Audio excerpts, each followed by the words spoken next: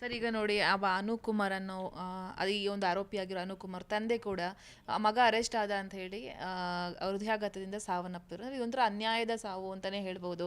ಆದರೆ ಆ ನೋವು ಯಾವತ್ತೂ ಕೂಡ ಆ ಕುಟುಂಬಕ್ಕೆ ಇರುತ್ತೆ. ಈ ಥರ ಆಗೋಯ್ತಲ್ಲ ಅಂತ ಹೇಳಿ. ಇದನ್ನು ಟಿ ವಿಯಲ್ಲಿ ನೋಡಿದಂಥ ಸಂದರ್ಭದಲ್ಲಿ ನಿಮಗೆ ಹೇಗೆ ಅನ್ನಿಸ್ತು ಅಂತ ಹೇಳಿ? ಬೇಜಾರಾಯ್ತಮ್ಮ. ಯಾಕಂದರೆ ಅನುಕುಮಾರ್ ಬಂದ್ಬಿಟ್ಟು ನನಗನ್ಸುತ್ತೆ ಟ್ಯಾಕ್ಸಿ ಡ್ರೈವರಾ?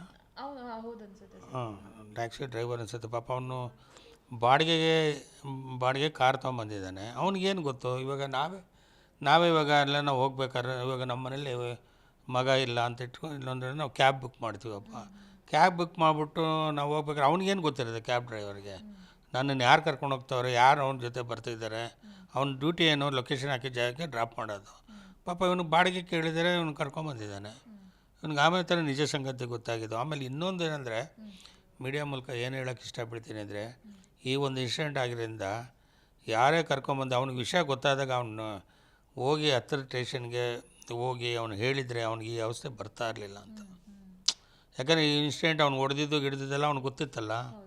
ಅವ್ನಿಗೆ ಗೊತ್ತಿದ್ದ ಮೇಲೆ ಅವ್ನು ಹೇಳಬೇಕಾಯಿತು ಅಂತ ನನ್ನ ಅನಿಸಿಕೆ. ಹೇಳಿದರೆ ಪಾಪ ಅವನು ಈ ಕೇಸಿಂದ ಆಚೆ ಬರ್ತಿದ್ದ ಅಂತ.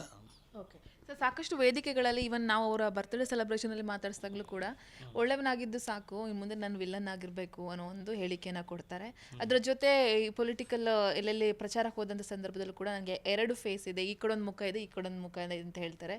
ಸೊ ಇದೆಲ್ಲವೂ ಕೂಡ ಅಂದರೆ ನಾನು ಏನು ಬೇಕಾದರೂ ಮಾಡ್ಬೋದು ಅನ್ನೋ ಒಂದು ಅಹಂ ಅನ್ನೋದವ್ರು ಒಳಗಿತ್ತ ಅಂತ ಹೇಳಿ, ನಾನು ಏನು ಮಾಡಿದ್ರು ನಡೆಯುತ್ತೆ, ಆನೆ ನಡೆದಿದ್ದೆ ದಾರಿ ಅನ್ನೋ ಒಂದು ಮನೋಭಾವನೆ ಇತ್ತ ಹೇಗೆ ಅಂತ ಹೇಳಿ? ನೋಡಮ್ಮ, ಏನು ಮಾಡಿದ್ರು ನನ್ನ ನಡೆಯುತ್ತೆ ಅನ್ನೋ ಕಾಲ ಹೋಗ್ಬಿಡ್ತಮ್ಮ. ಅವಾಗ ಮರಕ್ಕಿಂತ ಮರ ದುಡಿದಿದೆ. ಯೋಚನೆ ಮಾಡಬೇಕು, ನಾನು ಏನು ಮಾಡಿದ್ರು ಬಚಾವಾಗ್ತೀನಿ ಅನ್ನೋದು ಅದು ಹೇಳಲಿಕ್ಕೆ ಬರೋದಿಲ್ಲ. ಅವರು ಎರಡು ಮುಖ ಇದೆ ಅವೆಲ್ಲ ಇವಾಗೇನೋ ಯಾರೋ ಹೇಳ್ತಾರೆ ಫ್ರೆಂಡ್ಸ್ ಎಲ್ಲ ಕೂತ್ಕೊಂಡಾಗ, ನಂದು ಇನ್ನೊಂದು ಮುಖ ಇದೆ ನೀನು ತೋರಿಸ್ತೀನಿ ಅಂತಾರೆ. ಅದು ಬೇರೆ. ನೀನು ಒಬ್ಬ ದೊಡ್ಡ ಸೆಲೆಬ್ರಿಟಿ, ನೀನು ಇಷ್ಟು ದೊಡ್ಡ ಹೀರೋ, ಆ ಮಾತುಗಳೆಲ್ಲ ಮೀಡಿಯಾ ಮುಂದೆ ಹೇಳಬಾರ್ದಾಗಿತ್ತು. ಅದು ಹೇಳಿದ ತಪ್ಪು ಅಂತಲೇ ಹೇಳ್ತೀನಿ. ಓಕೆ ಸರ್, ಈಗ ಡೆವಿಲ್ ಸಿನಿಮಾಗೂ ಕೂಡ ಕೋಟಿ ಸಂಭಾವನೆ ಪಡ್ಕೊಂಡಿದ್ದಾರೆ, ಒಂದಷ್ಟು ಹಣ ಪಡ್ಕೊಂಡಿದ್ದಾರೆ, ಜೊತೆ ಬೇರೆ ಬೇರೆ ಸಿನಿಮಾಗಳಿಗೂ ಕೂಡ ಸೈನ್ ಹಾಕಿದ್ದಾರೆ ಅನ್ನೋ ಮಾಹಿತಿ ಕೂಡ ಇರುವಂಥದ್ದು. ಸೊ ನಿರ್ಮಾಪಕರ ಕತೆ ಏನು ಅಂತ ಹೇಳಿ, ಡೆವಿಲ್ ಸಿನಿಮಾ ಕೂಡ ರಿಲೀಸ್ ಆಗಬೇಕಾಗಿತ್ತು, ನೀವು ಕೂಡ ಒಬ್ಬ ನಿರ್ಮಾಪಕರು.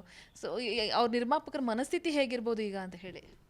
ನೋಡಮ್ಮ, ನಾನು ಸಿನಿಮಾ ಮಾಡಿದಾಗ ಒಂದು ಸಾಂಗ್ ಬ್ಯಾಲೆನ್ಸ್ ಇತ್ತು. ನನಗೆ ಟೆನ್ಷನ್ ಆಗಿಬಿಟ್ಟಿತ್ತು. ಅವರು ಯಾಕಂದರೆ 28 ದಿವಸ ಅವರು ಜೈಲಲ್ಲಿದ್ದರು. ಬರೋವರೆಗೂ ಟೆನ್ಷನ್ ಆಗಿತ್ತು. ಯಾಕಂದರೆ ಒಂದೇ ಸಾಂಗ್ ಬ್ಯಾಲೆನ್ಸ್ ಇದ್ದಿದ್ದು, ಇಷ್ಟು ಬಂಡವಾಳ ಹಾಕಿದ್ದೀವಿ ಏನಪ್ಪ ಅಂತ. ಅದೇ ಥರ ಅವ್ರಿಗೂ ಟೆನ್ಷನ್ ಇದ್ದೇ ಇರುತ್ತೆ. ಯಾಕಂದರೆ ಅವ್ರದ್ದು 22 ದಿವಸ ಏನೋ ಶೂಟಿಂಗ್ ಏನೋ ಆಗಿದೆಯಂತೆ. ಅವ್ರಿಗೂ ನಾನೇನು ಅನುಭವಿಸಿದೆ ಅವ್ರಿಗೂ ಅಷ್ಟೇ ಟೆನ್ಷನ್ ಇದ್ದೇ ಇರುತ್ತೆ. ಓಕೆ ಸರ್, ಆ ದಿನಗಳಲ್ಲೂ ಕೂಡ ತುಂಬ ಹತ್ತಿರದಿಂದ ನಿಮ್ಮನ್ನ ನೋಡಿದ್ದೀರ ನೀವು. 2011 ಘಟನೆ, ಅವ್ರ ಪತ್ನಿಗೆ ಹೊಡೆದಂಥದ್ದಾಗಿರ್ಬೋದು, ನೀವು ಕೂಡ ಸಂದರ್ಭದಲ್ಲಿ ಅವ್ರಿಗೆ ಸಾಕಷ್ಟು ಬೆಂಬಲ ಕೊಟ್ಟಿದ್ದೀರಾ ಅಂತ ಕೂಡ ಕೇಳ್ಪಟ್ವಿ ನಾವು. ಏನೆಲ್ಲ ನಿಮ್ಮ ಕಡೆಯಿಂದ ಅವ್ರಿಗೆ ಸಹಕರಿಸಿದ್ರು ಸರ್? ಆ ದಿನಗಳ ಬಗ್ಗೆ ಏನಾದ್ರು ನೆನಪು ಮಾಡ್ಕೊಳ್ಬಹುದಾ ಈಗ ಅಂತ ಹೇಳಿ? ಆ ದಿನ ಒಂದು ಸಾಂಗ್ ಶೂಟಿಂಗ್ ಇತ್ತಮ್ಮ.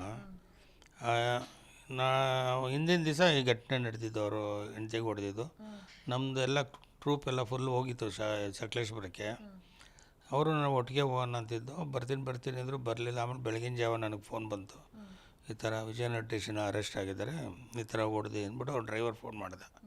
ಅದೇ ಇವಾಗ ಇದರಲ್ಲಿ ಸಿಗಾಕೊಂಡಿದ್ದಾನೆ ಲಕ್ಷ್ಮಣ್, ಅವನೇ ಫೋನ್ ಮಾಡ್ದೆ. ಅವಾಗ ಹೋದೆ. ಮುಂದಿದ್ದೆಲ್ಲ ನಿಮಗೆ ಗೊತ್ತಲ್ಲ ಏನಾಯಿತು ಅಂತ. ಸರಿ, ಕೋರ್ಟ್ ಆಯಿತು, ಕೋರ್ಟಲ್ಲಿ ಬೇಲ್ ಆಯಿತು. ಬೇಲ್ ನಾನೇ ಕೊಟ್ಟೆ. ಬೇಲ್ ಕೊಟ್ಟೆ. ಅವರು ಹೊರಗಡೆ ಬಂದರು. ಬಂದು ನನ್ನ ಸಿನಿಮಾ ಒಂದು ಸಾಂಗ್ ಇತ್ತಲ್ಲ, ಒಂದು ಸಾಂಗ್ನ ಶೂಟ್ ಮಾಡಿದು, ಸಿನಿಮಾ ರಿಲೀಸ್ ಮಾಡಿದು. ಸಿನಿಮಾ ಸಕ್ಸಸ್ ಆಯಿತು. ನನಗೂ ಅದರಿಂದ ಹಣ ಬಂತು. ನಾನು ಇವಾಗ ದರ್ಶನ್ನು ಇದರಲ್ಲಿದ್ದಾರೆ, ಅಪರಾಧಿ ಸ್ಥಾನದಲ್ಲಿದ್ದಾರೆ ಅಂದ ತಕ್ಷಣ ಆಗಾಯಿತು ಈಗಾಯಿತು, ನಂಗೆ ಲಾಸ್ ಆಯಿತು, ಏನಿಲ್ಲ, ನನಗೆ ಏನೋ ಬಂತು. ಬಟ್ಟು ದರ್ಶನ್ ಏನಪ್ಪ ಅಂದರೆ, ಮಾತಾದರೆ ಟಿಗಾರ್ ಆಗತ್ತೆ, ಬಿಟ್ಬಿಡ್ಬೇಕು. ತಾಳ್ಮೆ ಇರಬೇಕು ಮನುಷ್ಯನಿಗೆ. ಯೋಚನೆ ಮಾಡಬೇಕು. ಅದೇನೋ ಹೇಳ್ತಾರೆ ಗಾದೆ ಇದೆಯಲ್ಲ, ಉಗ್ರಲ್ಲಿ ಹೋಗೋದನ್ನ ಕೊಟ್ಲಿ ತೊಗೊಂಡ್ರು ಅಂತ. ಅದೇ ಥರ ಈ ಕೇಸ್ ಆಗಿರೋದು. ಜಿ ಕನ್ನಡ ನ್ಯೂಸ್ ಈಗ ನಿಮ್ಮ ಮನೆಯಲ್ಲೇ ನೋಡಿ.